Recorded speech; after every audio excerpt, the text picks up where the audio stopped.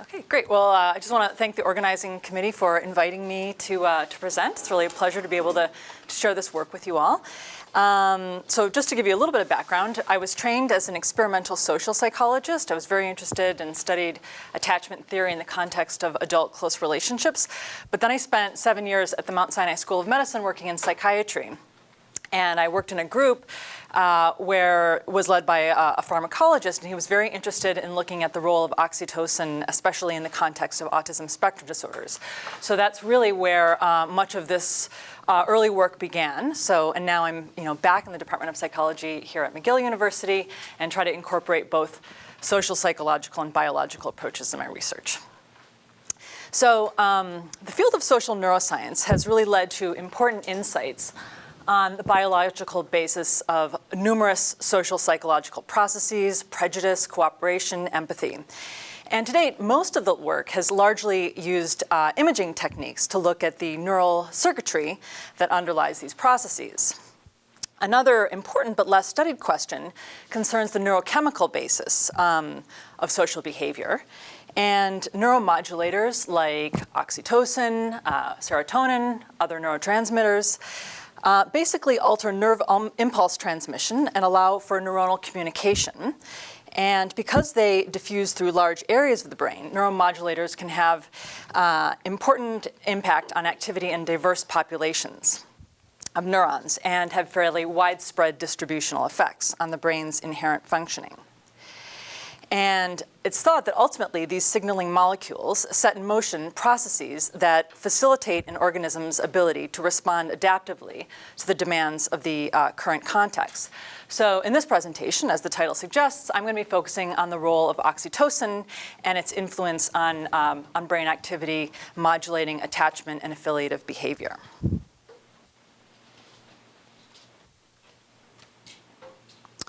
So mammalian infants have a prolonged period of immaturity and consequently require close contact of the mother or primary caregiver for the provision of nutrients, warmth, and protection to ensure survival. This, of course, is central to attachment theory, which postulates that an attachment behavioral system develops very early on in development to keep the mother in close contact with the infant. But this need for social connection does not end as we become adults. Humans continue to display, and I'm quoting Baumeister and Leary's seminal paper, a pervasive drive to form and maintain at least a minimum quantity of lasting, positive, significant interpersonal relationships throughout the lifespan. And in fact, we know from very large meta-analytic studies that individuals who are socially integrated, so this is basically the effect size of social relationships, looking at social support, and also complex measures of social integration, have a 50% greater likelihood of actual survival in a given time period. And this is an effect size that is comparable to quitting smoking, and one that exceeds the effects of regular physical activity, a healthy BMI, and even drug treatment for hypertension. So given the adaptive significance of social relationships for survival, many have argued that biological mechanisms have evolved in humans to support their initiation and maintenance. And one candidate is the neurohormone oxytocin. Oxytocin is perhaps best known for its role facilitating delivery and lactation, but we know from several decades of research in non-human animals that oxytocin plays a critical role modulating a suite of behaviors involved in attachment and affiliation. So I won't review all this research in detail, but just want to highlight a few key findings that are relevant for today's talk. So certainly not all, but much of what we know about the neurobiology of social behavior comes from these rodents, prairie voles up here, who are highly socially monogamous. They display or they form enduring social bonds with their mates. They display biparental care of their young. And what's been done is comparative studies of the highly social prairie vole with the more asocial montane vole depicted here on the lower right of the slide. These voles look identical, but in fact are very asocial. They show no interest in social contact, are more sexually promiscuous, and abandon their young relatively early on in development. So early research by Sue Carter, Tom Insel, Larry Young, and colleagues have compared these two vole species and have found that, and these early studies really revealed the important role of oxytocin in modulating the social behavior differences displayed by these vole species. So one way these researchers have looked at this is a task called the partner preference formation task. So in this particular task, you have the test animal, which is partnered with another vole, and they're allowed to cohabitate and or mate for a period of time. The animal is then put into a 3-chambered arena where the partner is tethered in the chamber on the left, and you have a novel animal in the chamber on the right. Partner preference formation is measured in terms of the amount of time spent with the previous partner versus the novel animal. And as you can see, prairie voles spend significantly more time interacting with their partner compared to the more asocial montane vole. So early research used oxytocin agonists and oxytocin antagonists, as well as vasopressin receptor antagonists, to really specify the role of oxytocin in the social behavior of the prairie vole. Subsequent work showed that it's not simply overall levels of oxytocin, but rather the distribution of oxytocin receptors in the brain that account for these social behavior differences in the social prairie vole. The social prairie vole has more oxytocin receptors in regions of the brain associated with reward and reinforcement, like the nucleus accumbens, compared to the more asocial montane vole. And it's generally thought, for this reason, that engaging in social behavior or social contact is more rewarding and reinforcing for the prairie vole, and therefore this behavior is maintained. Not only has research shown differences between the prairie vole and the montane vole, but even within the highly social prairie vole, the density of oxytocin receptors in the nucleus accumbens is associated with social affiliative behavior. So what you can see on this slide here is on the y-axis an indication of affiliative behavior. So this is time spent crouching over pups, which is highly correlated with the density of oxytocin receptors in the nucleus accumbens. So one other finding that I want to draw your attention to from the non-human animal research is the role of oxytocin in social memory or social recognition. And this is important because when we talk about attachment, attachment isn't just a bond with any individual. It's a bond with a specific individual that endures over time. And therefore, being able to recognize that individual on future occasions would obviously be necessary. And research has again shown that oxytocin plays a critical role in our ability, or in most of this research is done in rodents, but in the ability to recognize conspecifics. So while much of that research was done in rodents, I just wanted to highlight some very early work by Kavern and colleagues, because I think it really elegantly demonstrates the role of oxytocin not only in social recognition, but how critical it is to attachment. So this research was looking at the neural control of maternal behavior in sheep. And sheep, as you may or may not know, are highly selective. They are herd animals and seasonal breeders, and for this reason, it's very important for the mother to be able to quickly and accurately identify her young.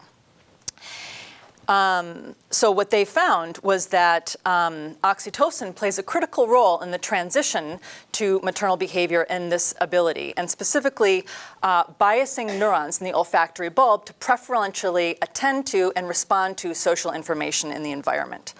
So what this slide simply shows is the black bars indicate the postpartum animal, and the white bars indicate the prepartum animal. You have on the y-axis the mean number of cells responding in the olfactory bulb to various different kinds of stimuli on the x-axis.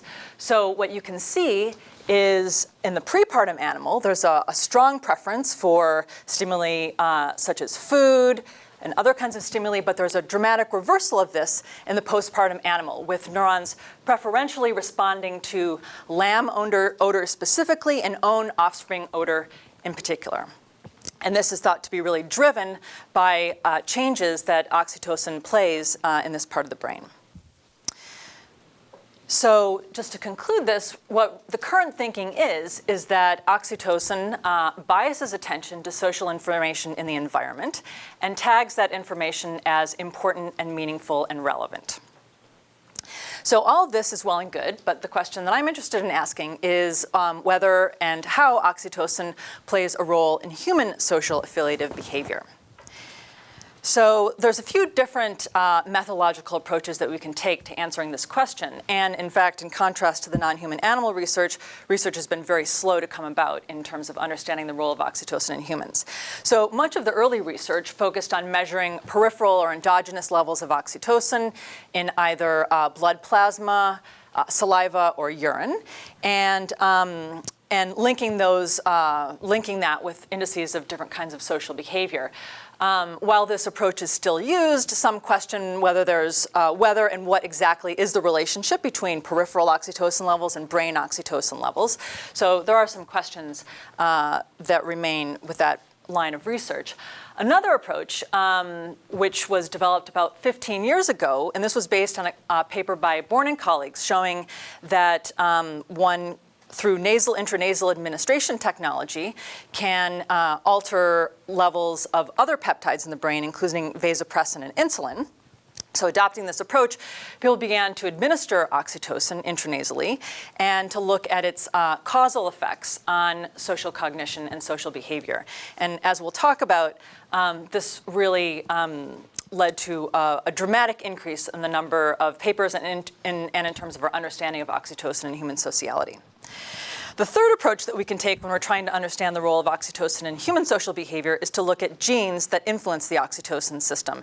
In particular, the two most successful approaches to date have been with the oxytocin receptor gene and with another gene called CD38, which influences oxytocin secretion. So we have three kind of methodological paradigms that we can use to try to understand the role of oxytocin in human social behavior. So just to give you a roadmap for today's talk, what I'll do is review, I'll begin by discussing studies that have used intranasal administration technology to experimentally manipulate the availability of oxytocin in humans. And as I hope to convince you today, the effects of oxytocin are more nuanced than I think is popularly touted to be. In particular, I'll be describing research that my colleagues and I have been doing looking at one particular mechanistic hypothesis, the role of oxytocin in augmenting affiliative motivation. I'll then present very recent work where we've started to try to tackle the functioning of the endogenous oxytocin system, specifically research looking at the gene that I mentioned, CD38, and its role in close relationship dynamics, and the role of peripheral oxytocin in the context of relationship maintenance and relationship survival. And then I'll just end with some conclusions, questions, and directions for future research, gaps in the literature that I think are important to address. So as I'd mentioned, spurred by the methodological advance of intranasal technology, there was really a surge of interest in the social effects of oxytocin in humans over the last 15 years. And in fact, from roughly 2005 to 2010, there was a fourfold increase in the number of publications on this topic. Prior to 2005, you could probably count on both hands how many papers there were. And there really were some quite remarkable parallels with the non-human animal literature. So for example, in one of the earliest, but undoubtedly one of the most high-profile studies, Ernst Fehr and colleagues showed that oxytocin versus placebo increased trust in humans. Of course, they didn't measure trust this way. They used an economic exchange game, but participants who received oxytocin in the study compared to participants who received placebo, so this was a game called the trust game, and basically you're given a certain amount of money. You have a partner, you're allowed to transfer any of that amount of money to your partner. Key here is that whatever is transferred is tripled in value. Your partner can then transfer any amount back. It makes most sense for both people to transfer the maximum amount of money, but that's only if you can rely on your partner. So again, as you can see, the left bar, those who received oxytocin transferred significantly more money than those who received placebo. Other studies have shown that oxytocin increases how trustworthy or attractive we perceive human faces to be, and as well as facilitating mental state attribution accuracy, or as is titled in this paper, mind reading. And basically, the list goes on. So these and other such studies really transformed oxytocin from a hormone known mainly for its labor-inducing properties to the love hormone, a panacea for all of our social deficiencies. However, subsequent studies revealed important boundary conditions for the effects of oxytocin on trust and prosociality. So for example, Karsten DeDrew and colleagues showed that oxytocin's effects oxytocin produces very different effects when people are interacting with out-group members, especially under conditions of high fear. So what you can see here, it's a bit confusing because higher numbers on the y-axis indicate non-cooperation, but you can see here in the oxytocin condition under high fear, which is, I think, when a great deal of money is involved, you see significantly less cooperative behavior when interacting with out-group members. De Klerk and colleagues showed a very similar finding. So they weren't looking at in-group, out-group members. What they did is they simply manipulated the relationship that people had with their partner. So in this study, they played a variant of the prisoner's dilemma game called the assurance game. Basically, the assurance game incentivizes cooperation. And what you can see is when participants had prior contact with their partners, oxytocin, in fact, enhanced cooperation in the context of this game. But when participants interacted with complete strangers, not only did oxytocin have no effect, it in fact significantly decreased cooperation. So in my own work, I haven't focused on context, but rather person or individual differences between people. But paralleling the work that I just mentioned to you, what we found is that people who kind of chronically vary in the extent to which they find others trustworthy and reliable also seem to show these differential effects of oxytocin. So this was a study that I conducted with my colleagues at Mount Sinai, and we were interested that the trust study had just come out. One of the groups that we studied at the center that I worked at was borderline personality disorder. So for those of you who are unfamiliar with this disorder, it's associated with impulsivity, impulsive aggression, high emotional reactivity, but perhaps one of the most salient features of the disorder is interpersonal dysfunction. So these individuals are marked by kind of a pervasive concern with garnering security and protection, and concerned with bonding with their significant others, but are simultaneously concerned about abandonment. And how this typically plays out is you have, on the one hand, very needy, coercive, reassurance-seeking behavior, and on the other hand, either more aloof behavior or actual aggressive behavior aimed at punishing significant others. So in this study, we administered oxytocin and placebo to healthy adults and to adults with borderline personality disorder. And we had them play that assurance game that I just mentioned to you that De Klerk and colleagues played. And we found no main effect of oxytocin in the study. Rather, we found that individual differences in borderline personality, or individual differences between people, in this case, our diagnostic group versus our healthy controls, moderated the effects of oxytocin. So here's the findings for expectations of their partner, our index of trust. And what you can see here is that when borderline personality disorder participants received the oxytocin, they were actually significantly less trusting of their partner. And they were also significantly less likely to indicate that they would cooperate with their partner in the context of this social dilemma game. In other work, we found that even normal variability in the extent to which in attachment anxiety and insecurity moderates the effects of oxytocin. So this is not in the context of a patient population. These are healthy adults who are either more securely attached or more insecurely attached. So just as some background, the aim of this study was we were thinking about the research in non-human animals, and we were thinking about key propositions of attachment theory, about how infants develop mental representations of their caregiver very early on in development, combined with the research on oxytocin and social memory. We were interested in the role of oxytocin in human attachment representations. And so the way we tested this was we administered intranasal oxytocin and a placebo. And we used a within-subject design, which means that both participants receive both conditions. So the same participant receives oxytocin, placebo, counterbalanced, random assignment. You might be interested to know, and this is not just the case in my own research, but in most people's research, you cannot tell when you received oxytocin. I mean, there's serious, probably demand characteristics, but it's not something that people are able to guess accurately. So we administered oxytocin and placebo within subjects, tested participants 3 to 5 weeks apart, and in particular, we measured two key features of the attachment representation, that is perceptions of maternal care and perceptions of maternal closeness. So to measure maternal care, we used a widely used instrument in psychiatry, the parental bonding instrument, and we focused on the maternal care index. So this is basically asking, in our case, these adult participants, how they perceived their mother in childhood, that is, during the first 16 years of life. And key items: spoke to me in a warm and friendly voice, was affectionate to me, frequently smiled at me, could make me feel better when I was upset. To measure maternal closeness, I don't have a picture of it, but we used a scale developed by Art Aaron and colleagues. I don't know if Professor Kitayama might have described it yesterday, but it's called the inclusion of other and self scale, where you basically have two circles that become more and more overlapping. One is labeled self, one is labeled other, and you simply ask which set of circles best identifies your relationship with your significant other.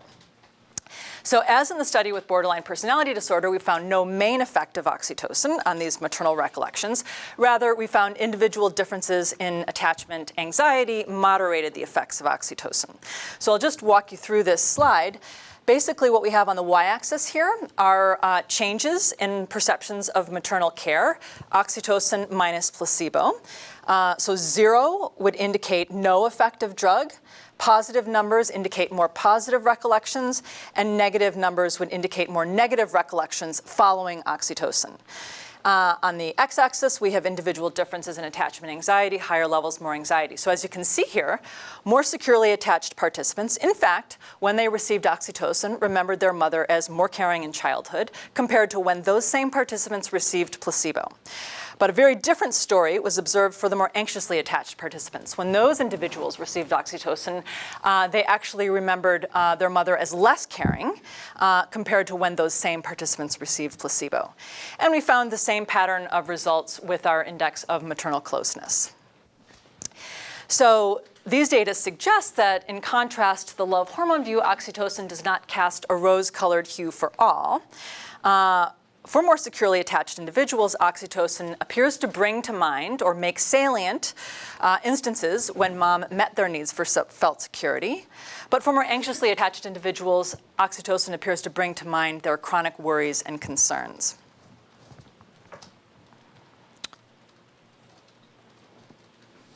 So in fact, I'll just mention this quickly, subsequent work in mice actually corroborate these particular findings. And we were excited about these findings because this was, again, one of the first studies to show this kind of antisocial effects of oxytocin. But also, there was a general idea about oxytocin as being an anxiolytic. So in this particular study, what they were interested in is looking at the role of oxytocin in social memory, and specifically memories of negative experiences versus memories of positive experiences. So they used a number of different methods to manipulate oxytocin, knocking out genes, administering agonists, administering antagonists. But basically what they did was they placed these mice in a social defeat experience. Basically, they put them in a cage with a kind of a threatening conspecific. And then they measured fear conditioning. So they took them out of the cage, put them back in the cage, and measured fear reactivity the following day. And what they found was that oxytocin significantly potentiated fear conditioning, but the mechanism by which it potentiated this fear conditioning was by enhancing or augmenting memory for that original social experience. So they basically, in addition to measuring fear conditioning, they also measured approach behavior towards that conspecific, and oxytocin, when it was present, made the animals kind of remember that negative experience more saliently. And they then did subsequent studies where they had looked at these valence effects and also found the same for positive experiences. So it wasn't that it biased attention to negative experiences in general, it biased attention to both positive and negative experiences. The idea is that oxytocin plays a key role kind of heightening the social emotional tone of the social context. And when you think about it, this actually makes a lot of sense.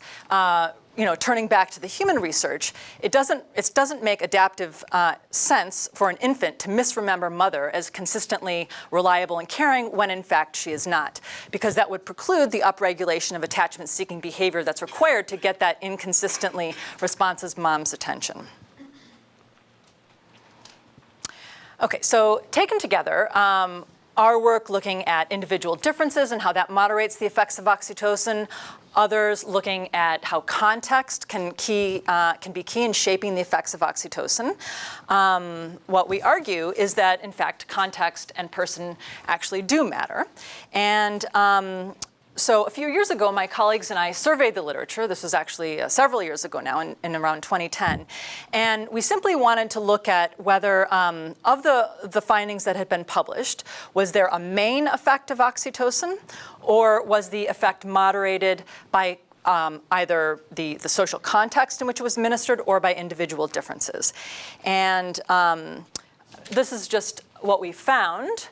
I don't want to go through each study in detail. This is just to give you kind of a gestalt of what we found. So here we have the studies, what they were looking at, different indices of prosocial behavior and social cognition. The first column here is assessing whether or not there was an effect of oxytocin, yes or no. And in the second column is whether or not, regardless of whether there was a main effect of oxytocin, was the effect moderated by either the person or the context.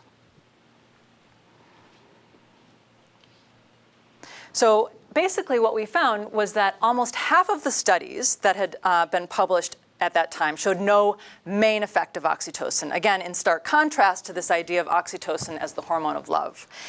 And over around 60% of the studies showed that the effect of oxytocin is moderated by either person factors or social context factors.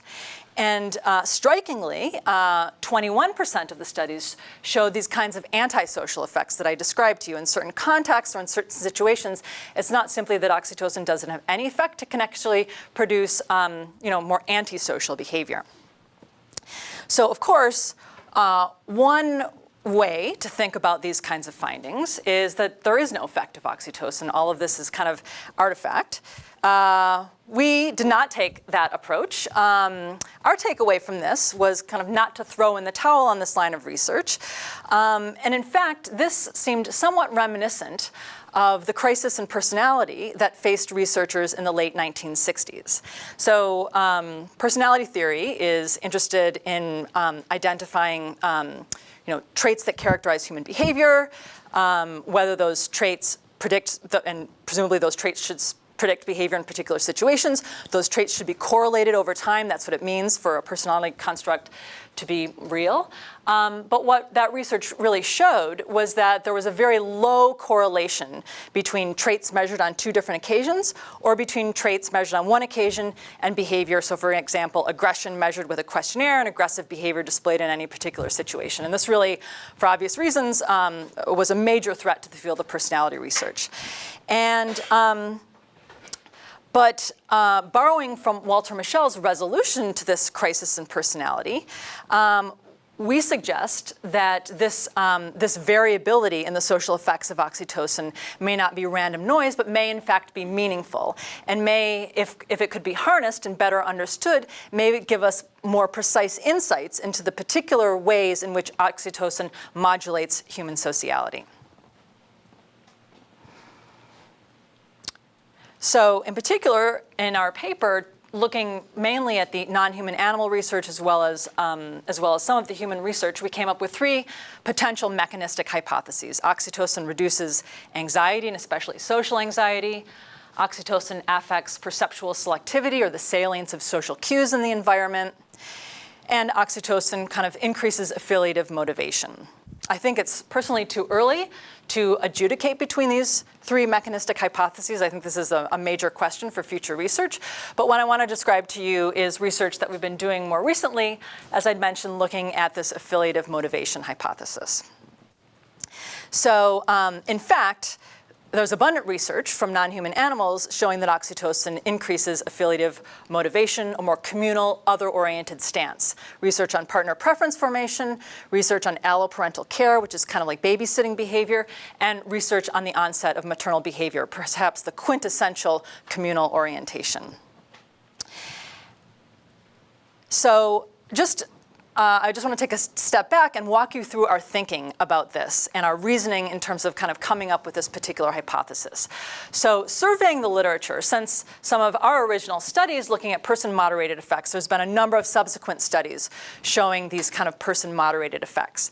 And what seems to be the case is that, in general, oxytocin appears to be especially helpful socially for those who are less socially motivated and or less socially attuned. So for example, there have been a number of studies looking at the role of oxytocin in autism spectrum disorders, even normal variability in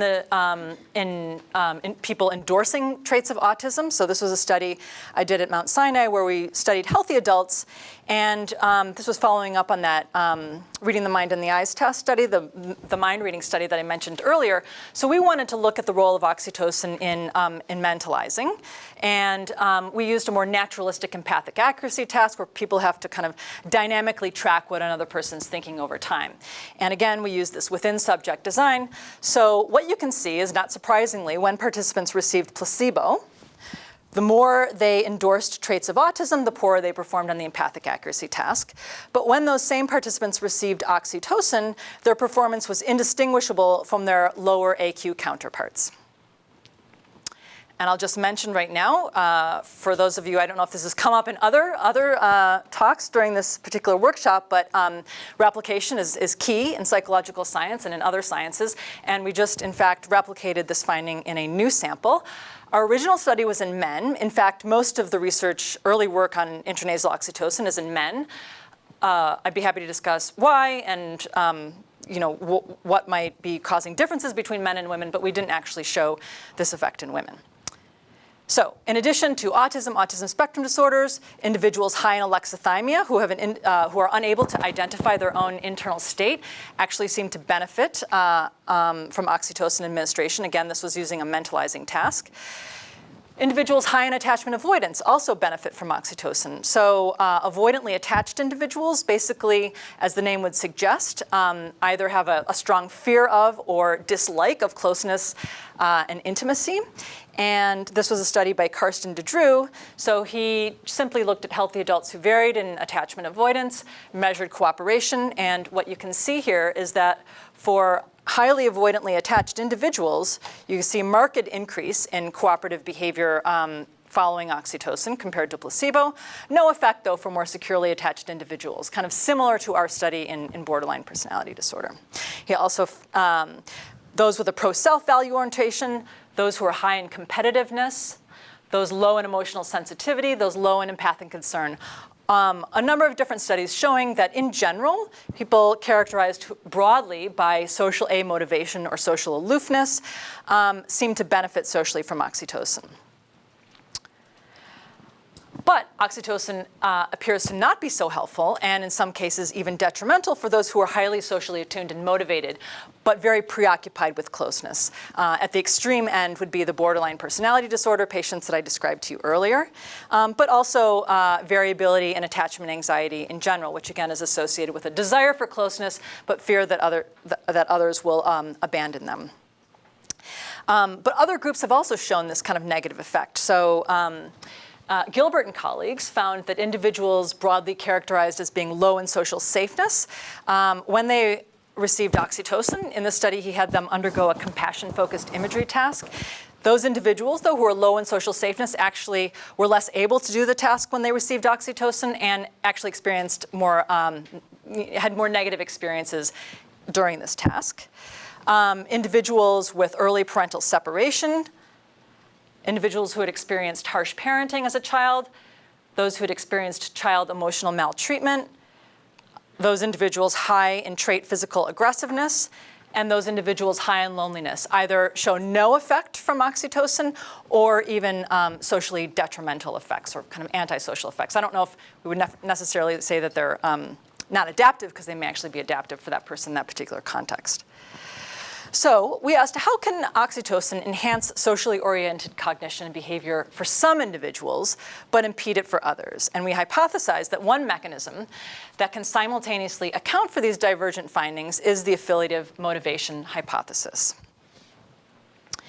And our thinking, again, was really based on Walter Mischel's work, and as I had mentioned, his resolution to the kind of personality crisis that faced psychologists in the late 1960s. And in his CAPS theory of personality, what he pointed out is that people differ in the way they encode and construe the same situation.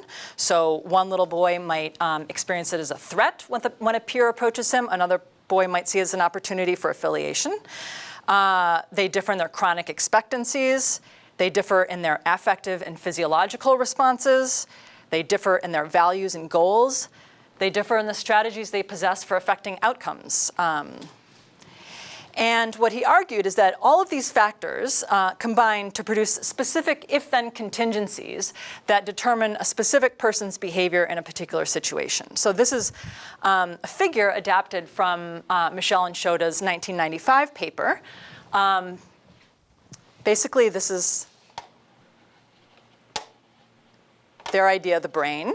And then you have features of the situation. It could be being approached by a peer. It could be reprimanded by an adult. In our case, it might even be heightening affiliative motivation through oxytocin.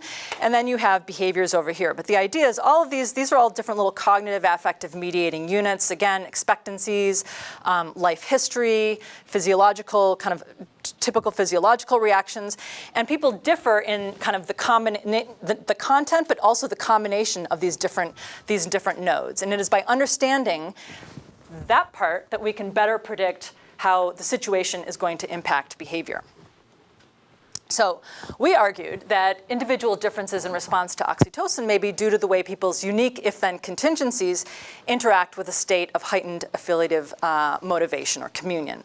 And more specifically, if oxytocin heightens communal strivings, one would expect that those who are low in such strivings in the first place should benefit the most. They should show the largest increase. But some people, in particular anxiously attached people, they don't have a problem with communion. They have sufficient levels of communion. That is not their problem.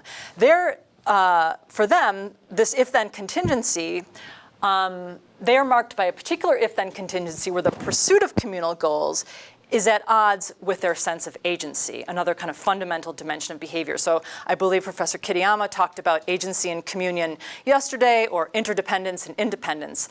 The idea is that these are two kind of axes of social behavior. Typically they're orthogonal, but we argue for anxiously attached people that they're actually in conflict with each other.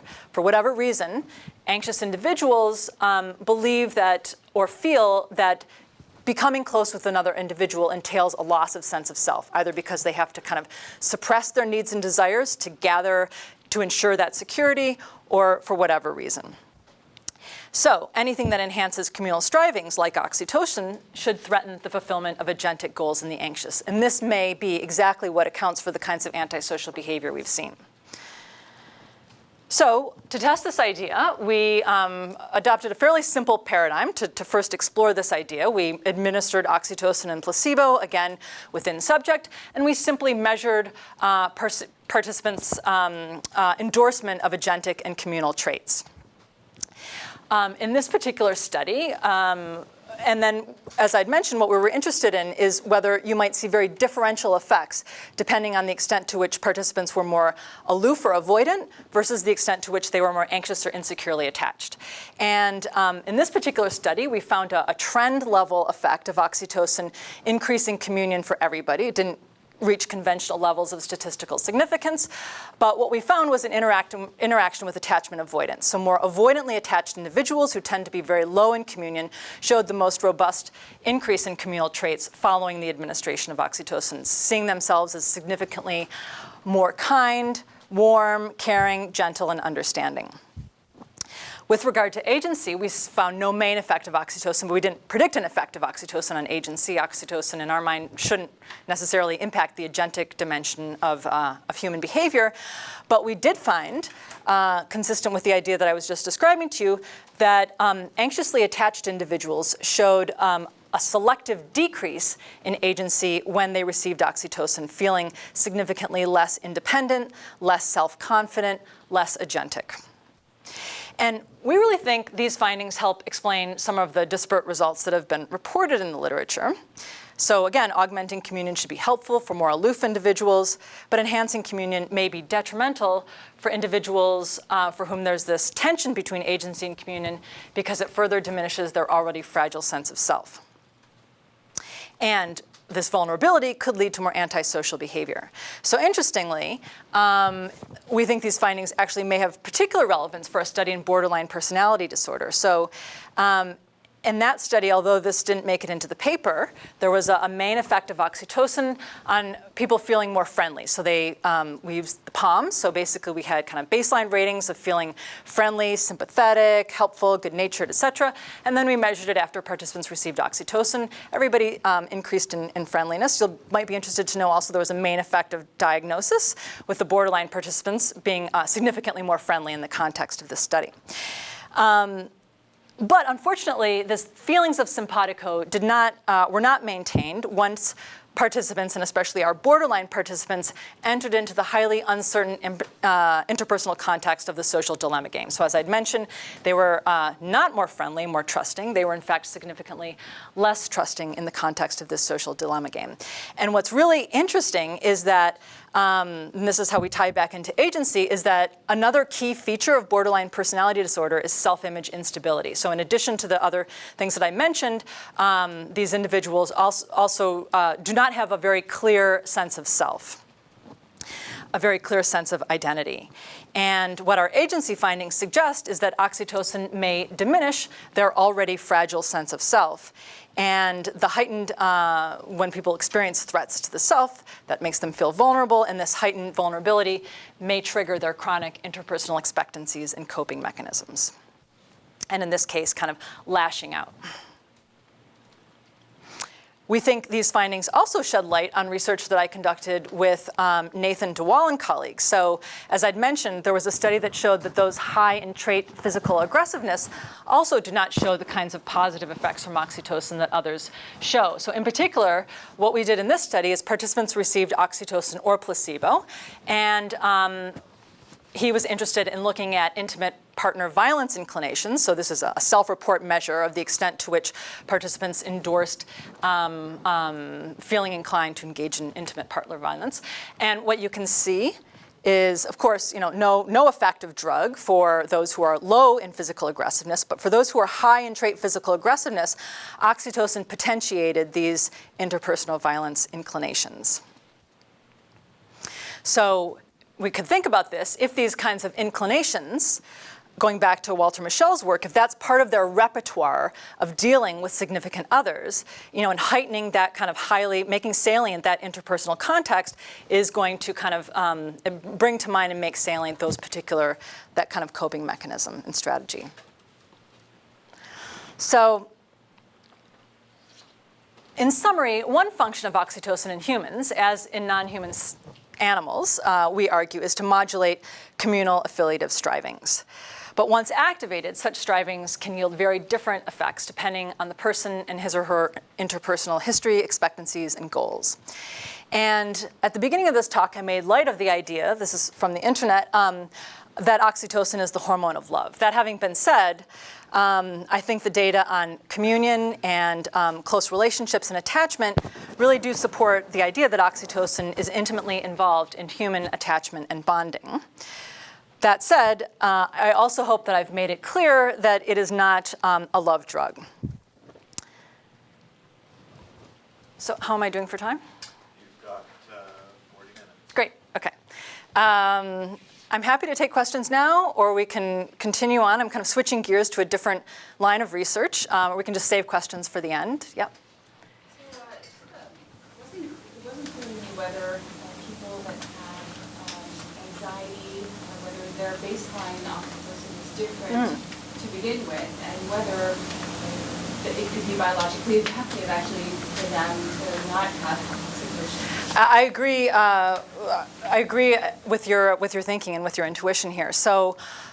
We know from research in non-human animals that early caregiving experiences and neglectful early caregiving experiences can alter the oxytocin system. So there's several studies showing this. James Winslow had one of my favorite studies. So he looked at nursery versus mother-reared monkeys, and what he found was that the nursery-reared monkeys had lower CSF oxytocin levels, but they were also, when put into a stressful context, but could approach peers for support, were less likely to utilize those peers for social support and less likely to benefit from that social support experience. So that's just one really salient example of how early caregiving experiences can impact the oxytocin system and subsequent, attachment-seeking behavior. So I agree with that. And I think in terms of human research, that's a lot harder to study because we can't manipulate early caregiving experiences. But research does, it seems that, at least with kind of the methods that we have to look at this, there is some suggestion that the oxytocin system may be different in some individuals as a function of those experiences. And with your second question, I think that's more of a psychological question, right? Like is it for somebody who's had a history of, negative interpersonal experiences, is it actually adaptive for them to perceive others as trustworthy? And even though I call these effects kind of antisocial effects, they're probably very adaptive most often for these individuals. Okay, so actually this kind of segues into what I'm going to be talking about next. So the work that I reviewed involves experimentally manipulating the availability of oxytocin to look at its causal effects. But the idea is that through this particular procedure, we're learning something about the endogenous oxytocin system. And as I'd mentioned, there are two ways to study that we have in humans right now to look at the endogenous oxytocin system. One is measuring peripheral levels. You can also measure CSF levels. That's obviously highly invasive and fairly challenging to do for most psychologists. And we can also look at genes that influence the oxytocin system. And while the experimental studies, I think, are very nice and helpful, they don't really allow us to look at the kinds of social behavior that exist in everyday life and in the real world. So now what I want to turn to is just some research where we've tried to do that using these other methodological approaches, looking at the role of the oxytocin system outside of the confines of the laboratory. So in the first study, we were looking at the effects of this gene that I had mentioned, CD38, on communal behavior and close relationship dynamics. I'll just mention that this was my postdoc, Genta's Shirk postdoctoral fellowship. So she was the real driver of this research. So as you'll recall, we found that experimentally manipulating the availability of oxytocin increases people's endorsement of communal traits. But the key question is does this actually translate to communal behavior outside of the lab in the context of established relationships? So that's the key question guiding this particular line of research.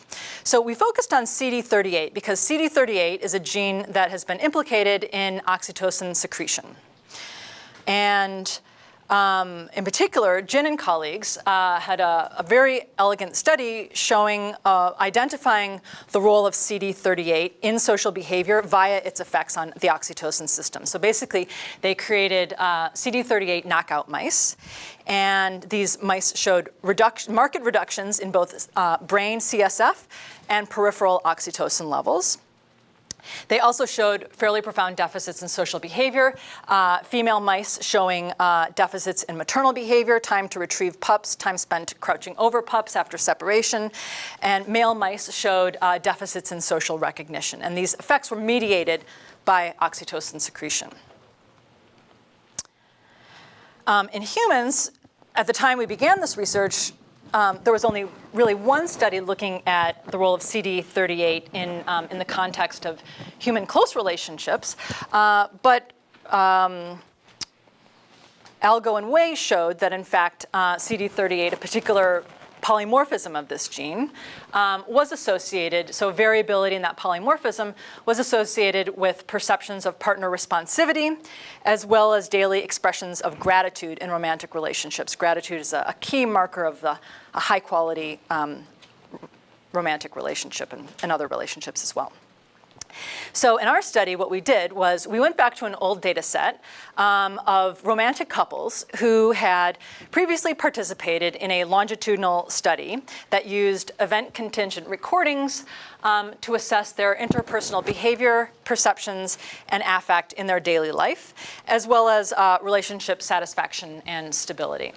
So for those of you unfamiliar with this methodology, event-contingent recordings is an intensive measurement method in which participants are instructed to report on their significant social interactions as close as possible in time after they actually experience them, therefore reducing retrospective bias problems. And in particular, what it measures, again, is these two key dimensions of interpersonal behavior: the communal access, high levels of communion, warm, I smiled and laughed at the other, versus low communion would be cold, quarrelsome behavior, I made a sarcastic comment. And it also measures the agency axis of behavior, dominant versus submissive. As I'd mentioned, we didn't have specific hypotheses about oxytocin on agency in this particular study. But it also measures perceptions of your partner's communal behavior. So after that social interaction, you're shown a little interpersonal grid with communion and agency, and you just indicate on that grid, how communal and how agentic did you see your partner in that particular interaction. We can also measure affect. How happy were you? How sad were you? How angry were you? Because this was a study involving romantic couples, we measured felt insecurity. So I felt like my partner didn't care about my needs in that particular interaction. And as I'd mentioned, so they completed these record forms. On average, it's about 5 forms a day, over 20 consecutive days. And what we focused on specifically in this study, because we were interested in romantic bonding, are only those interactions with participants' romantic partners. Because we had both partners, we could not only look at actor effects, but we could look at partner effects. So how my behavior affects my partner's behavior. So we used a statistical technique called the APIM, actor-partner interdependence model, which allows us to, again, look at actor effects, partner effects, and combined couple effects when we're thinking about the effects of this particular gene. So what we found was that the same SNP identified by Algo and Wei in our study was associated with higher mean levels of communal agreeable behavior. So I smiled, I complimented the other person. Lower mean levels of cold, quarrelsome behavior, higher levels of perceived communal behavior in the partner. So if I possess the CC allele of this particular SNP, I'm going to see my partner as behaving more communally. I'm going to notice those behaviors more, maybe.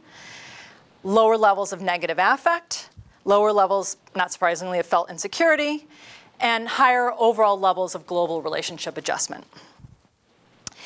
We also observed a number of partner effects. So when I possess the CC allele of this particular gene, what happens to my partner? Well, my partner also displays higher levels of communal agreeable behavior, lower levels of quarrelsome behavior, lower levels of negative affect. They're less likely to want to distance themselves from me, and higher levels of global relationship adjustment. And this is just to give you an idea of what we found. So what you can see is that when both I and my partner possess the CC allele of this particular SNP, you see the highest mean levels of communal behavior. When neither of us possessed the CC allele, if we both were AAs or AGs, you see the lowest levels of communal behavior. And when one of us did, you see these intermediate levels of communal behavior. I wonder if we should advertise possessing this particular gene in our section. Yes, well, I know. Well, yes. So, I have it. Okay. I'm not going to say whether I do or not. So this research suggests that oxytocin is associated with actual communal behavior in established romantic relationships, and it has implications for the partner's experience. So given these positive interpersonal effects, might the oxytocin system be especially helpful in buffering romantic relationships during especially difficult transition periods? So this is the last empirical study that I'll be describing to you today. So while having a child is undeniably one of the most significant events that many of us will experience in our life, it is also one of the most stressful events. Pregnancy is listed on most scales of major life stressors. For first-time parents, it involves a lot of change: new roles, new obligations, new skills, less time, less money, less resources. And whereas this radical shift is less impactful for second-time parents or third-time parents, there is nonetheless change, and one needs to make room for the new one and adjust their ways accordingly. So we asked whether oxytocin might buffer the parent-parent relationship during the postpartum transition period. And this was a study that I did with my graduate students, Cecile Sunahara, Phyllis Zelkowitz, who's here at McGill University, Ian Gold, who I believe you've met or will meet this afternoon or one day this week.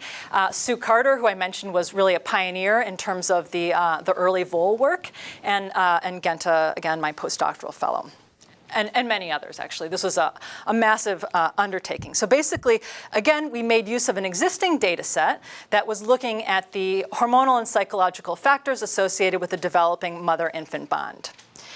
And I'll just say that there actually was some preliminary evidence for our particular hypothesis. So Ruth Feldman and colleagues actually found that endogenous or peripheral oxytocin predicted romantic relationship stability in dating couples. So newly dating couples, those who had higher peripheral oxytocin levels were more likely to be with their partner when followed up 3 months later. But again, not in the context, not in the highly charged and stressful context and consequential context of the transition to parenthood. So other evidence, other indirect evidence supporting our hypothesis is that oxytocin, in fact, peripheral oxytocin is associated with a number of relationship-enhancing behaviors. So greater kind of synchrony between people, synchronous body movements, more affectionate physical contact, more positive communication styles, higher levels of empathy. As I'd mentioned in another study by Sarah Algo, they were looking at peripheral oxytocin levels and linked it again with this measure of gratitude that they study in their lab. So in our study, as I mentioned, we made use of an existing data set. So basically, Phyllis and her colleagues were conducting this longitudinal study of new mothers. So they had 269 childbearing women who were contacted at their first visit to the hospital when they knew that they were pregnant. So during the first trimester, they were invited to participate in a study, and these women were then followed over the course of their, actually up to 2.5 years later. And so plasma oxytocin was measured at 3 time points. During the first trimester, during the third trimester, and a few weeks postpartum. So about, I think it was 6 to 8 weeks postpartum.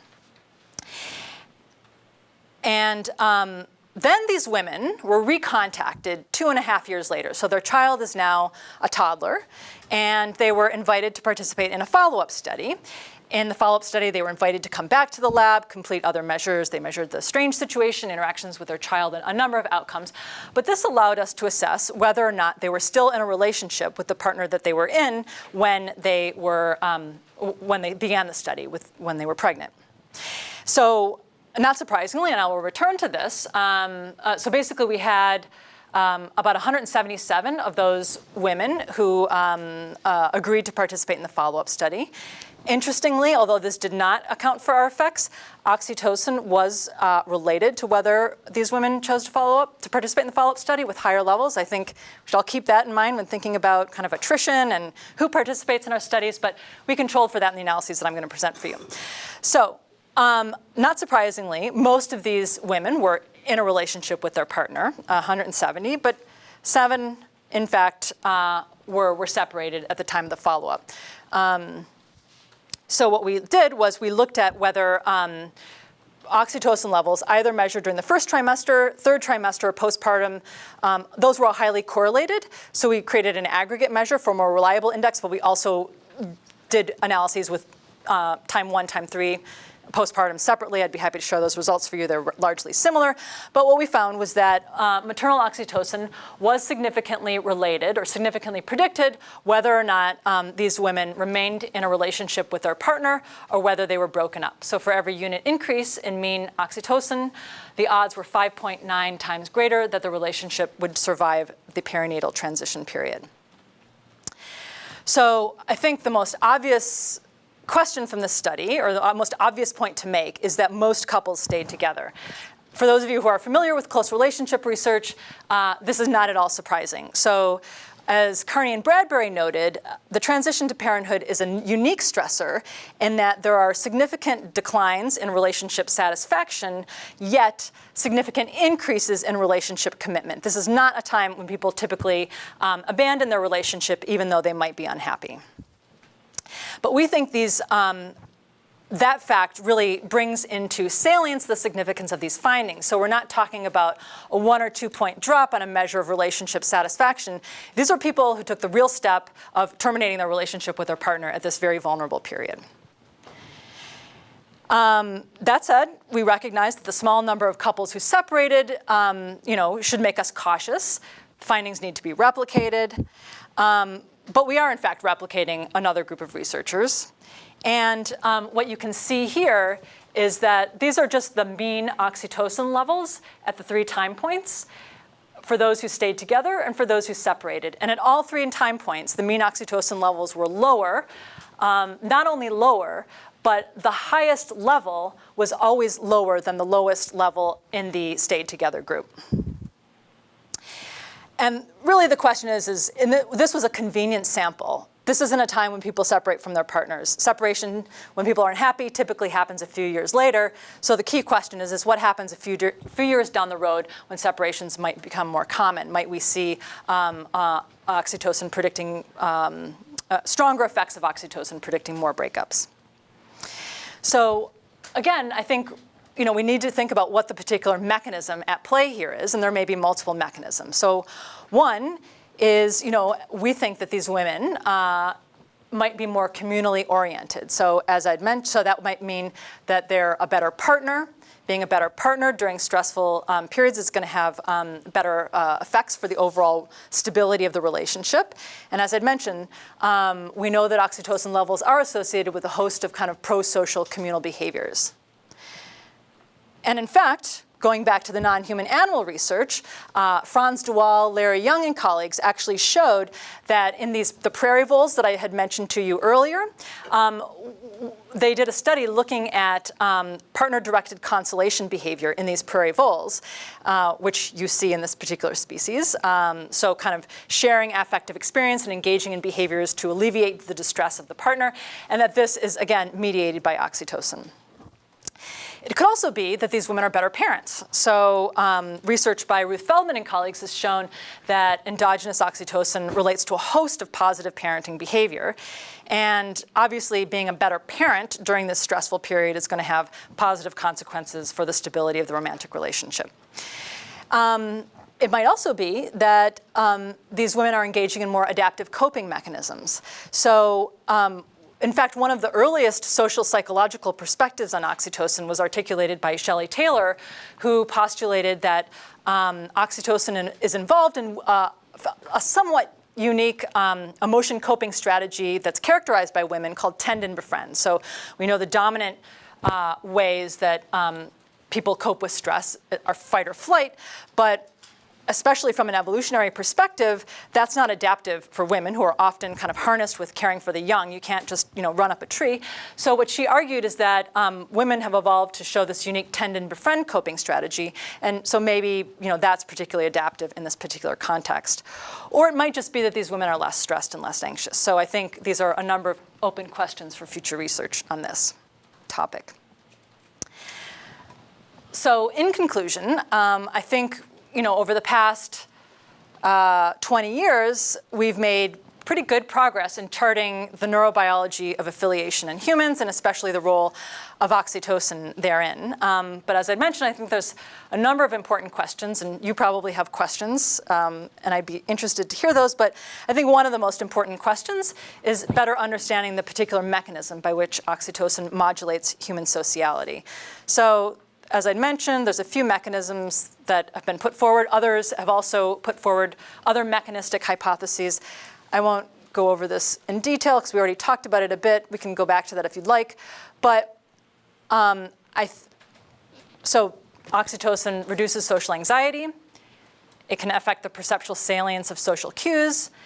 And it can increase affiliative motivation. And interestingly, these are not necessarily mutually exclusive mechanisms. So, for example, reducing social anxiety might attenuate highly anxious individuals' tendency to avoid social cues in the environment. That would explain kind of some of the effects of oxytocin in augmenting mentalizing in disorders like autism spectrum disorders. Increasing affiliative motivation could also increase the salience of social cues in the environment. When you heighten a particular goal state, people are going to be more attuned to goal-relevant information. But actually, the converse was just shown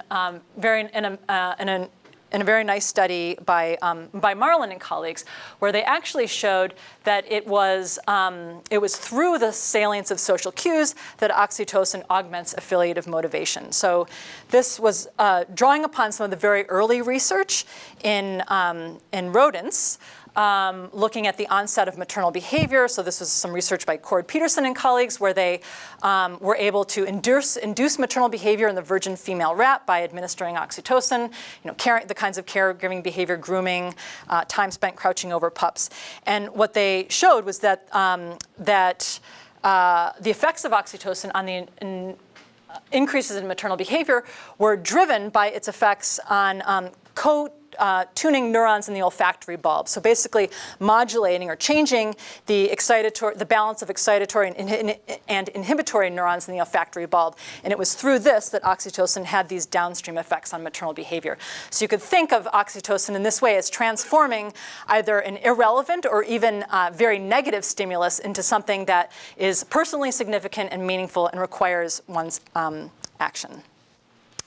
So I mentioned that I think this is one of the most important one of the most important endeavors for future research is to understand the mechanism, because I think it's only by understanding the specific mechanism that we're going to be able to formulate predictions about when oxytocin, nasally administered, might be expected to improve, leave unaltered, or even worsen social cognition and behavior.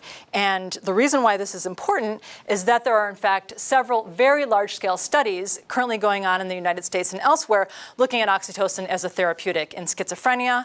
So this is actually a slide from a network treatment study of oxytocin in autism spectrum disorders, as well as social anxiety. So I really think that kind of better understanding the pathways by which oxytocin modulates social behavior is going to help us identify who's going to benefit most from this kind of treatment. So I'll just thank my collaborators and the various funding agencies who supported this research, and will welcome your questions.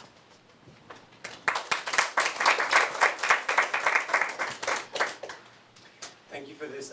I wonder if you may mention any studies, if you know of any, that look at causality from a more multi-directional perspective, where it is context that moderates oxytocin responses, and also even maybe some training studies, if there are any, like for example, you take insecurely attached individuals and have them practice gratitude, communication, and so forth, and would that lead to long-lasting oxytocin changes? Right, so with respect to the first one, I mean, I think I just mentioned a few studies where context kind of moderated the effects of oxytocin. There are certainly others, and but with regard to your second question, I think most people who are who adopt the perspective that I've adopted here, many of the non-human animal researchers would argue that probably the best utilization of oxytocin as a therapeutic is in combination with some kind of intervention.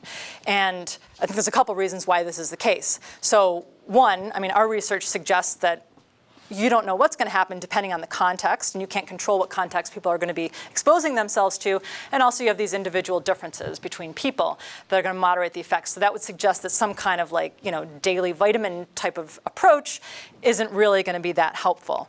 I think perhaps even more importantly is that we know from non-human animal research and some work in humans that oxytocin is released, not all the time, but at very specific times. So it's released in stressful situations, which is why I mentioned the study on social defeat. It's also released when people are in close contact with others.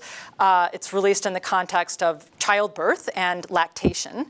And it's probably released for a very particular reason and coordinates behaviors in that context. And I think to the extent that therapies can kind of target the natural release and harness the adaptive or teach the kinds of adaptive behaviors, then there might be a better kind of pairing. But I think, yeah, I completely agree with the idea. I'm not sure if people have started to take that approach of combining it with different kinds of therapies, but I think that would be a good idea.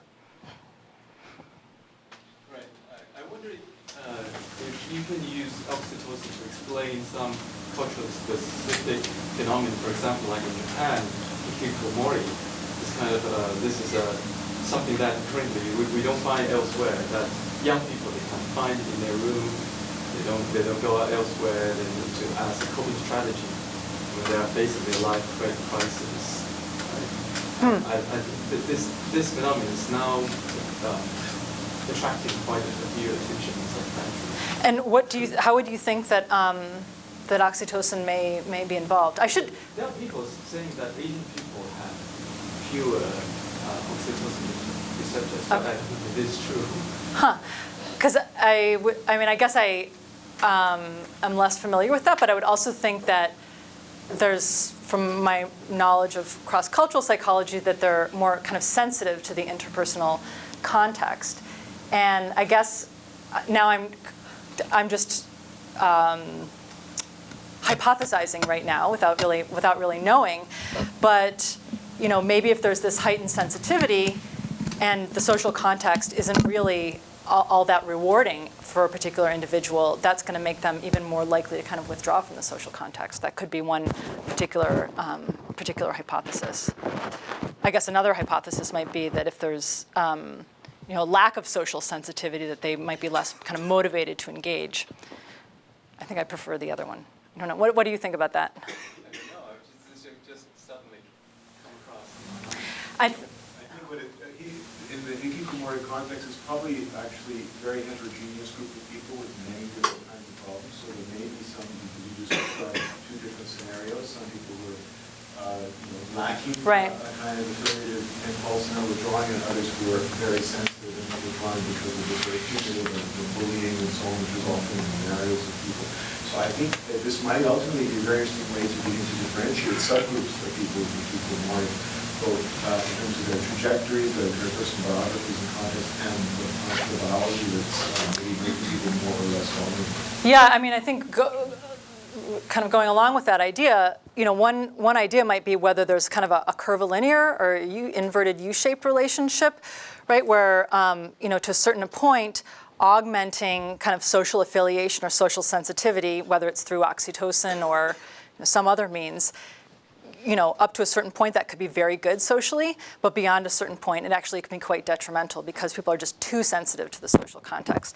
This is actually really really off topic, a little off topic from what you're talking about, but there was a really interesting op-ed piece that was written by somebody who had undergone, an adult who had undergone transcranial magnetic stimulation for the treatment of social cognition in autism. So this was a study, I think, that was going on at Johns Hopkins. And the title of the op-ed piece was How an Experimental Treatment for Autism Ruined My Marriage. And the idea was it's an amazing op-ed piece. It's written by John Elder Robeson, who's actually an author, and he's written several books about his experiences as an adult on the autism spectrum. But what he said was, he said that the treatment worked, that he describes the experience of all of a sudden being just much more socially, emotionally aware of the environment. And there was actually another person, I don't know if it was the same study, who had also undergone a similar treatment, and she was interviewed on This American Life, describing the same thing, which I was pretty struck by. But what he argued was that his kind of emotional numbness was actually very helpful in the context of his marriage, because his wife was, suffered from chronic depression. And he was able to not become so affected by that because he wasn't, as attuned to that. But this increase in kind of social emotional awareness made that particular experience very unbearable for him. But also he just noted in his everyday experience, things he never noticed before. All of a sudden, maybe the person's, not laughing with me, maybe they're laughing at me. So I think, we think about these ideas about increasing social sensitivity, but again, entering into different contexts, when is that going to be helpful? Is it adaptive to not be sensitive? These are all questions that we really need to think about when we're moving into the therapy zone. Are there any respective development studies that look at the respective development of oxytocin systems in partners of a parent-child dyad, for instance, being exposed to an oxytocin deficient parent change the way one develops that system? So I think that the closest that we're getting to answering those kinds of questions is looking at more general effects of the parental context, how negative it is, how supportive it is on as I'd mentioned, on kind of social behavior response to oxytocin, maybe measuring peripheral levels of oxytocin. I think one of the real challenges, looking at endogenous oxytocin is challenging because, first of all, we don't know if there's a one-to-one relationship between peripheral levels and brain levels. And when we're talking about social cognition and behavior, what we really are interested in is brain levels of oxytocin.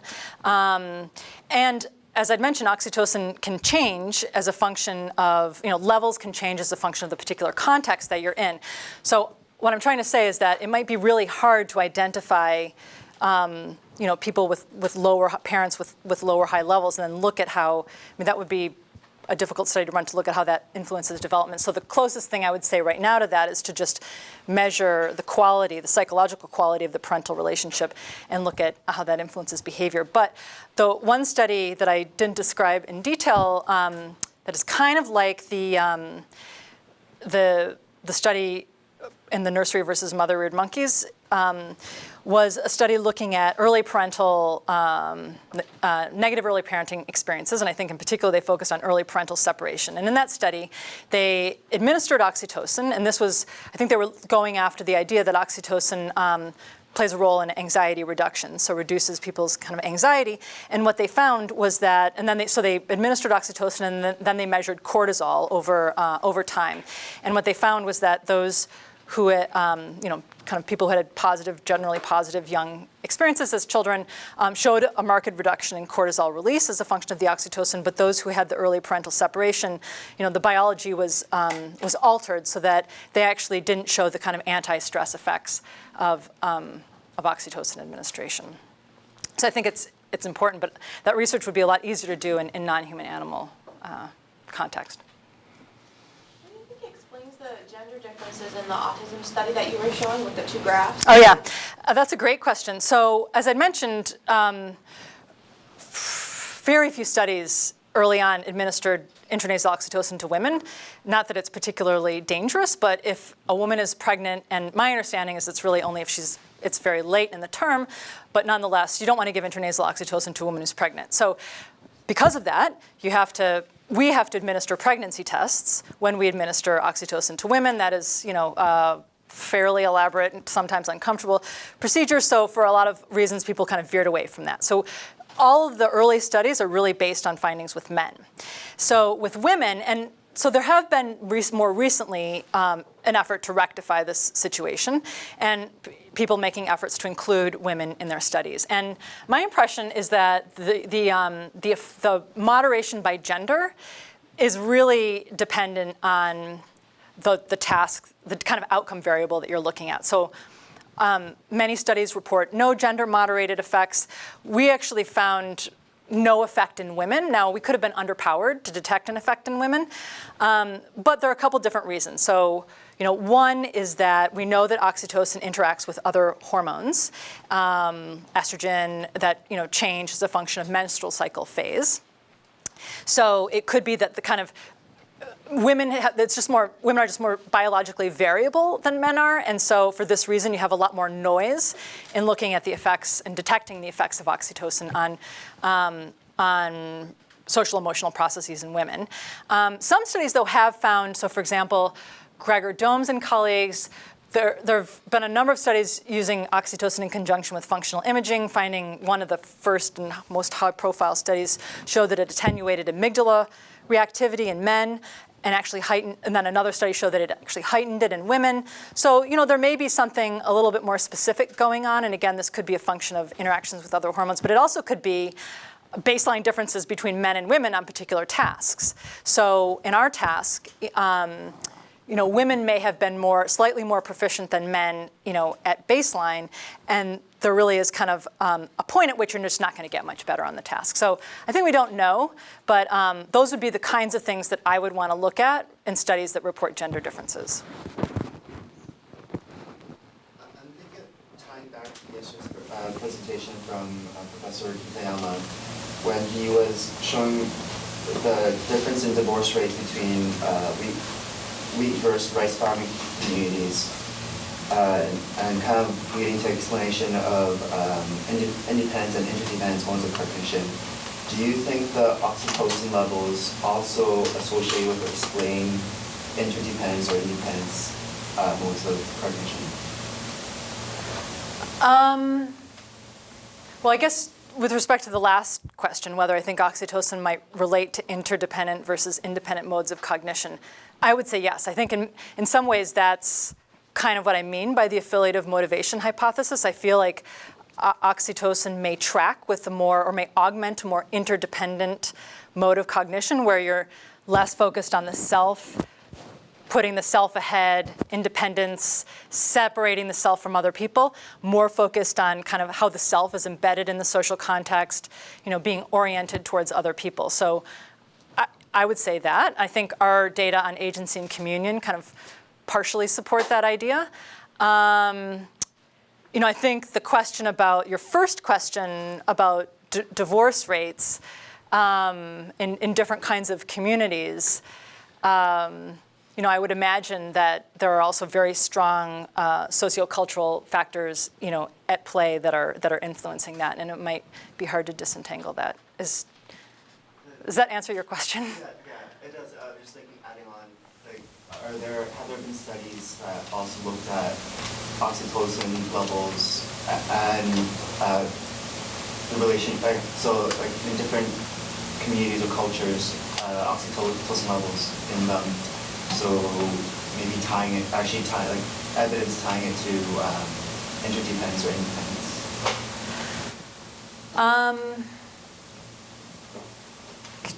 Can you rephrase your question? I understand the hypothesis of the theory. So are there studies that test that? Okay. Oh, like cross-culturally, might there be? Not to my knowledge. The one study that comes to mind, and I don't remember all of the details of this study right now, but there was an early study by Hee-Jung Kim and colleagues that looked at, they didn't look at levels of oxytocin, but they rather looked at the polymorphisms of the oxytocin receptor gene. And what they found was, and I believe that they were linking that with social support, and what they found was that the same allele predicted very different kinds of social support seeking strategies in North American individuals and in East Asian individuals. And it was bound up in the context, the social cultural context in which That paper up Yeah. in the folder for Jennifer's talk, so you can find that. I'd be happy to do that. It's an interesting study because it shows context interaction effect. It's not answering your question if the base rate oxytocin level or a certain genetic polymorphism is different in different populations. I don't know that that's... Yeah, that would be, again, pretty laborious. And I should say that this idea about measuring peripheral oxytocin is somewhat controversial. So in addition to the idea that it may not actually tracks perfectly with brain levels, and some people say it doesn't track at all, it's not one of the easiest hormones to assay. So whereas cortisol is very straightforward, there's only a few labs that can assay oxytocin. There's currently a debate in the literature about how that assay is being conducted. I'm a collaborator of Sue Carter. She does a lot of this research. She does it one way. Other people argue that that's not the right way to do it. She argues that their way is not the right way. So I think that your question would be very interesting, but I think right now our methodological toolkit might not be perfectly suited to address that question.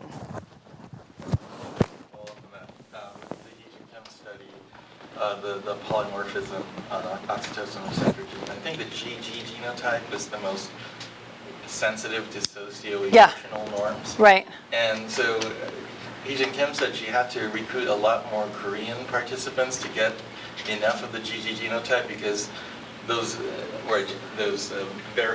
allelic variations are unevenly distributed.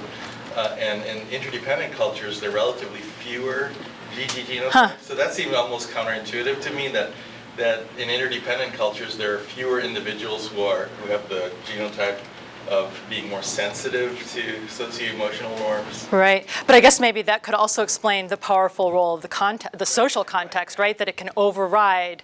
But along those lines, there were a number of studies showing that this GG allele of this particular SNP was associated with higher levels of social emotional sensitivity and higher levels of kind of empathic accuracy and dispositional empathy, and it was generally seen as that was kind of the ideal genotype. But consistent with what we've found, Beck Bradley and colleagues published a study from a very large-scale data set of, I think it was just women in Atlanta from fairly low SES backgrounds. And what he found, so he kind of stratified these women in terms of whether they had experienced, interpersonal, like parental problems in childhood versus not, and actually found that those with the GG genotype were actually much worse off. Again, suggesting that, if you're very high in this kind of sensitivity, but in a very negative social context, you're going to be, much worse off. So this is kind of like the dandelion and orchids, the sensitivity hypothesis. So, people are some people, biological sensitivity can be great in really positive contexts, but it can be very detrimental in very negative contexts. Whereas, being more kind of even-keeled, you're able to deal, with both kinds of contexts, but you might not show the benefits of the positive.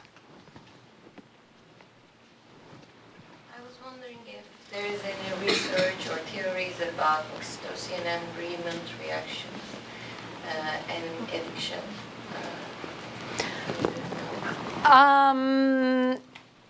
So Tom Insel, I believe, had a review paper many years ago kind of linking oxytocin and the opioid system with this kind of dysregulated attachment, like kind of addictive attachment.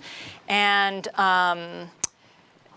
so I think he talked about it theoretically. I know more recently people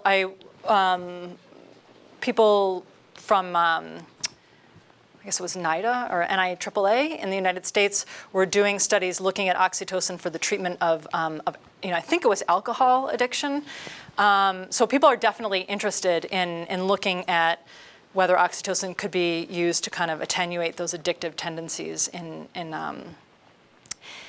particular populations. I'm not actually sure what their reasoning was, but from a kind of social psychological perspective, going back to agency and communion. So Vicki Helgeson has a beautiful paper on variability in agency and communion, and she tried to link variability in agency and communion with different kinds of health outcomes. And what she talked about, one of the things she talked about in that paper is that what you typically see in kind of people who are vulnerable to alcoholism is, a high moderate to high levels of agency, or maybe even just, doesn't have to be moderate or high, but kind of stable agency, but low communion. So what seems to, according to her research, track with kind of that type of negative health outcome, alcohol addiction, is not having enough communion. So, I'm not sure if these people were thinking what I'm thinking, but if oxytocin somehow is kind of augmenting communion, then that might be kind of a psychological theory about why that might be the case. I don't know if that's what they were thinking, but there are studies looking at that. And we also know that there are interactions between the oxytocin system and the opioid system biologically. So, and given the role of the opioid system in addictive behaviors, that could also make sense. Thank you. Thank you.